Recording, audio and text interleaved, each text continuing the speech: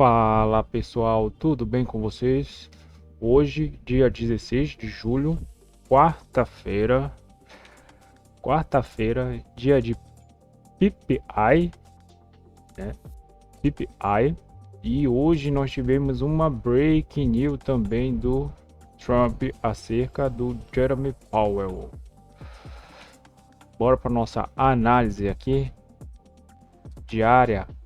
Começando pelo nosso dólar, né? Mas antes, bora olhar o DXY. DXY que durante a madrugada trabalhou de uma forma um pouco mais flat, só que negativa, né? A gente ia ter o PPI. PPI veio, o mercado precificou de forma boa, ele deu um spike para baixo, isso às 9h30, tá? Deu um spike para baixo, procurou o POC e depois trabalhou de forma altista, né? E isso aqui deu um sentimento junto com os juros nossos DIs, para o câmbio dar corrigida para alta, né? Só que depois a gente teve os dados de petróleo, né? Que não balançou tanto, né? O estoque de petróleo, só que depois a gente teve aqui essa breaking news. Duas breaking news, né? Eu gosto de olhar no Financial Juice, né? Financial Juice é um bom site para a gente ficar olhando, né? Então, o Trump, né? Presidente do Fed, Powell, chegou até mais tarde e não planeja fazer nada, né? Mas o dólar americano reverte ganhos enquanto o Trump considera demitir presidente do Fed, Jeremy Powell, mas depois ele desmentiu, né? O Trump sobre Powell, não pretendo fazer nada. O que foi que aconteceu aqui? Quando saiu, né, essa breaking news, foi lá da Casa Branca, né? Olha o spike que o DXY fez, né? E depois o Trump desmentiu e voltou mais um pouco, né? Mas aí o mercado, bora ver como ele vai precificar. E o que foi que aconteceu com o nosso dólar, né? O dólar ele teve uma alta embargada, né? Praticamente por causa disso. Olha só aqui a notícia. Jogou, né? Jogou o dólar para baixo, né? Que a gente sabe que o dólar ele é calculado com um DXY, né? Não é à toa, é a nossa paridade, o USD/BRL. Tá. Então, o mercado abriu numa leve alta, tá? Trabalhou entre a CME, olha só. Depois fez um spike para baixo aqui no indicador, né, no PPI, só que depois trabalhou de forma altista, igual o nosso DXY, né?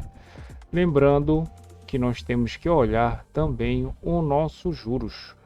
E os juros, galera, olha só como ele trabalhou. Ele está trabalhou logo assim, umas 9 até umas 10 horas, um pouquinho mais flat, né? Ele não estava numa alta, agora ele ganhou uma alta mais consolidada, né?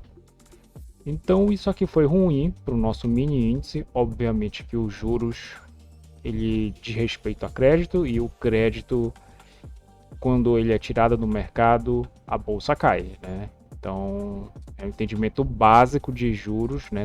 Dessa tríade: câmbio, juros e bolsa. A gente tem que saber muito bem para poder especular, né, nos ativos.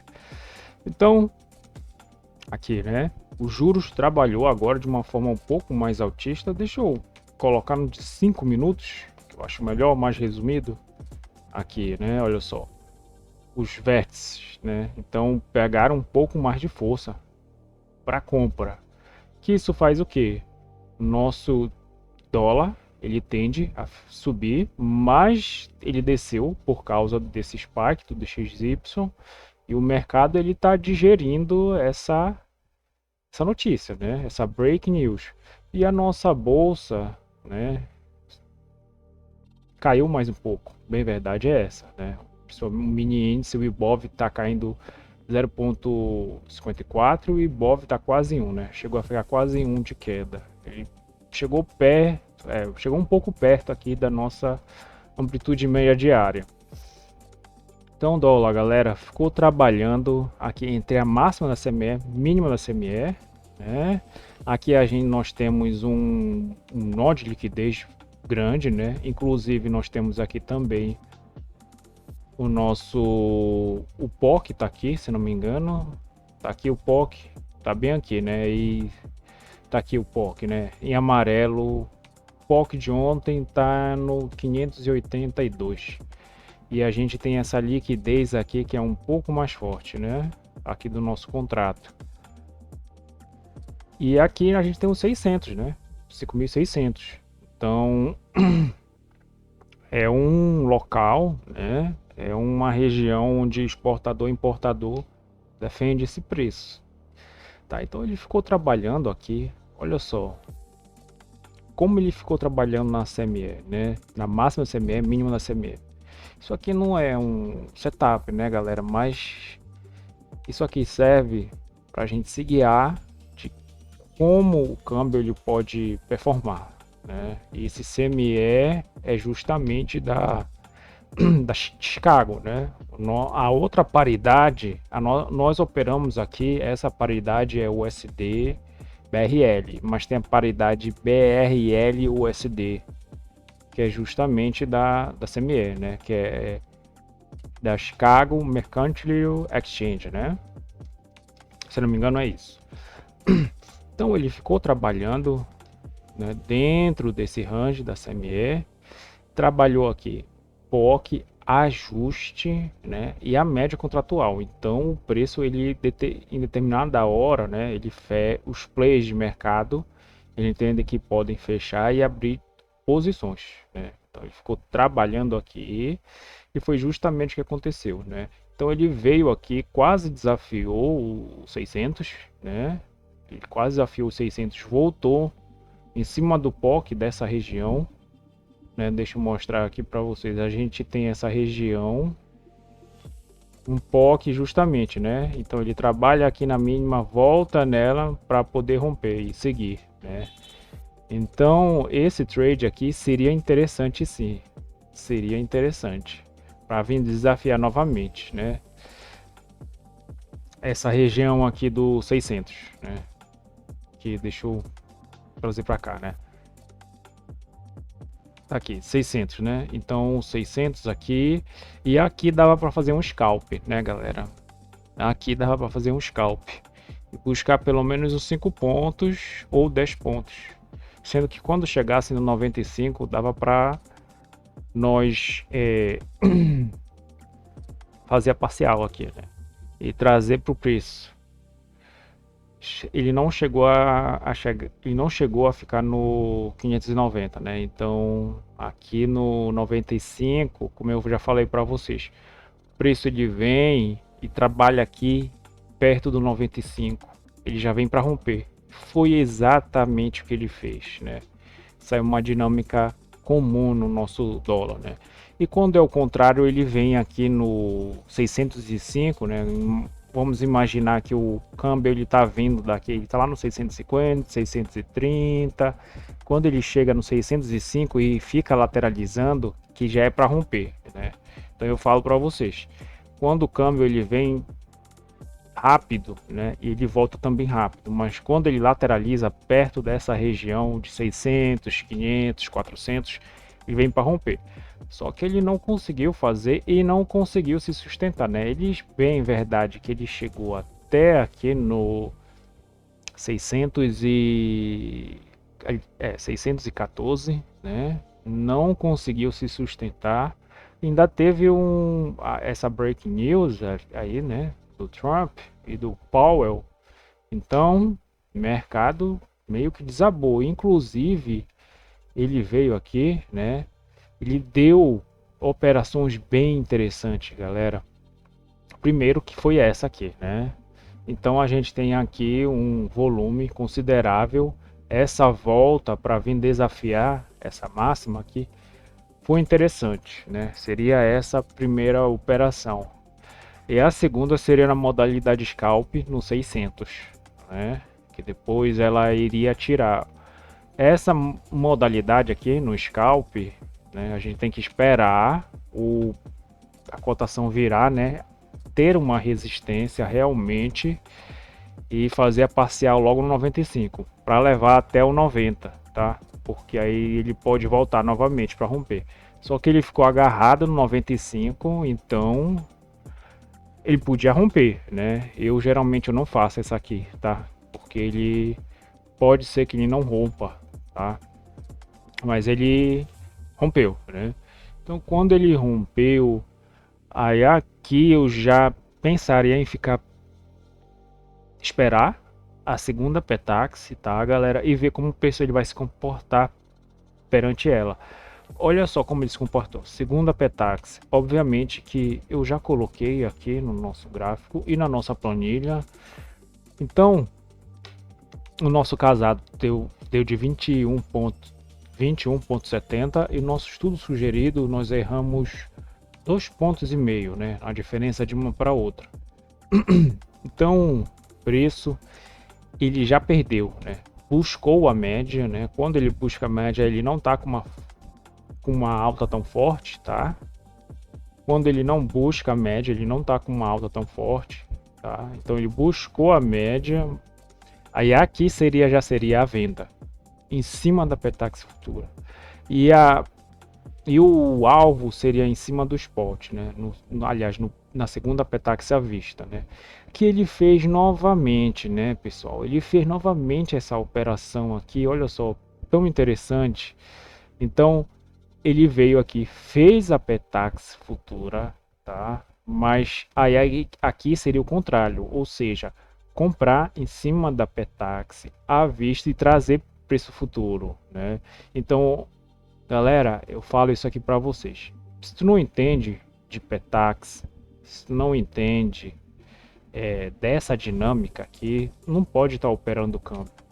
Tu não pode operar o câmbio, porque esse setup, entre aspas, é o para mim, né, que são as taxas, né, a gente tem ali no mercado internacional os fixings, né, o próprio ouro ele tem, né, o London Fix, né, ele tem dois, a prata tem só um, aí nós temos ali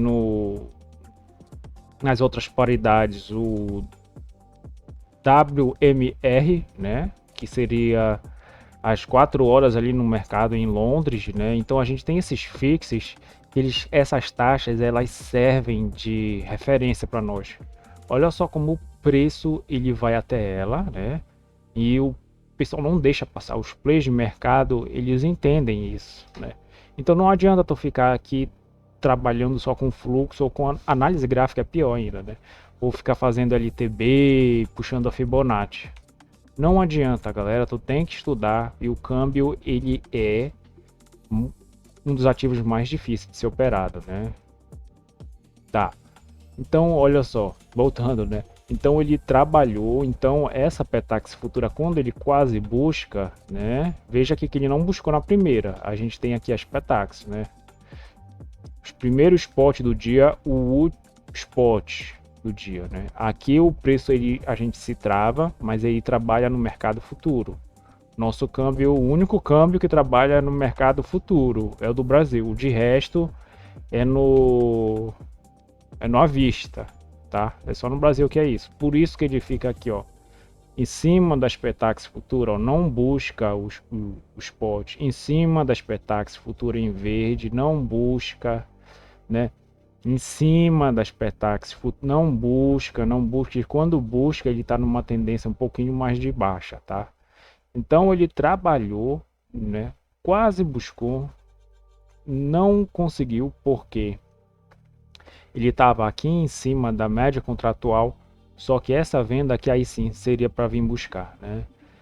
E depois ver como é que ele está trabalhando em cima da outra Petax, como ele não, olha só, então tá trabalhando de forma baixista, então ele vai e busca o spot. Aí aqui tá um pouquinho mais arriscado, né? Porque aqui a gente tem um ajuste, é esse nó de liquidez grande, né, dessa semana e desse contrato, e também o POC, né? O POC de ontem, que ele passa aqui, olha só, o POC ele passa, né, nessa linha. que ele tá aqui no, como eu falei para vocês, 582. Então, aqui seria o encerramento, né? Então, a gente tem um alvo muito bem definido, tá? A gente tem um alvo muito bem definido. E aqui poderia ser uma compra, né? Também na modalidade scalp com o alvo, a Petax futura, né? A gente tem o Petax à vista e Petax futura, né? Então olha só o alvo e depois ele só chega lá e volta, né? Então isso não é o acaso, tá, galera? Não é o acaso. E agora ele está trabalhando aqui aqui um pouquinho mais flat. O mercado ele está digerindo, né, essas break news. Mas bem verdade que esse aqui pareado com DXY, deixa eu mostrar, esse aqui ó, com DXY, essa queda aqui, se tu tá olhando, obviamente que tu tem que estar olhando, porque é impossível operar o câmbio sem tu tá com DXY e os juros na tela, tá? Os juros ele tem que estar na tela, não adianta, tá, galera? O DXY e os juros eles estão aqui, né? Eu opero olhando para eles, inclusive tem aqui na minha outra tela, na minha tela acessório, tá? Na segunda tela que eu tenho aqui. Tá, então o câmbio foi isso. Agora para o nosso mini índice. Mini índice, pessoal. Ele está trabalhando de forma baixista, né? Como eu bem disse para vocês, né? Ele inclusive ontem ele conseguiu devolver um pouquinho mais, né? Do movimento baixa, mas ele está trabalhando de forma baixa. Enquanto não resolver essa história da taxa, tá? Mini índice ele está agarrado, ele está descendo um degrau, né? Ele estava trabalhando aqui no 136.500, mas começou a descer e está vindo aqui por que já quase beijou o 135.500, né? Ele tocou, né? Então a gente teve aqui as bolsas, bora ver aqui, inclusive olha só o dólar, spike para baixo, as outras paridades spike para cima. Aí Trump falou que não iria demitir nada, o Powell spike para cima, spike para baixo, né? Inclusive o Bitcoin, olha só, ele deu um spike para cima, tá? Tá. E os nossos índices, eles trabalharam de uma forma um pouquinho mais baixista, né? Estavam trabalhando numa baixa. Isso aqui também ajudou o nosso FIX aqui, ó, que não nos deixa mentir, que ele está trabalhando numa alta, né? Então isso aqui ajudou para que o nosso mini índice também performasse dessa forma, né? De forma negativa. Tá. Então eu entendo que primeiro o mercado abriu. Se nós formos olhar para o fluxo e a gente entende que também essa primeira janela aqui antes do mercado spot abrir, que é às 10 horas, é um pouco mais errônea, mas dá para operar, né? Então o mini índice ele deixou um movimento, tá? Ele deixou esse movimento e voltou na metade. Ele criou uma liquidez aqui, né? Então ele voltou na metade e daria para ter comprado aqui, né? Comprado, só que não dava para tanto para ir muito acima, porque a nossa macro era de queda, né? Então eu entendo que seria mais interessante vender, tá?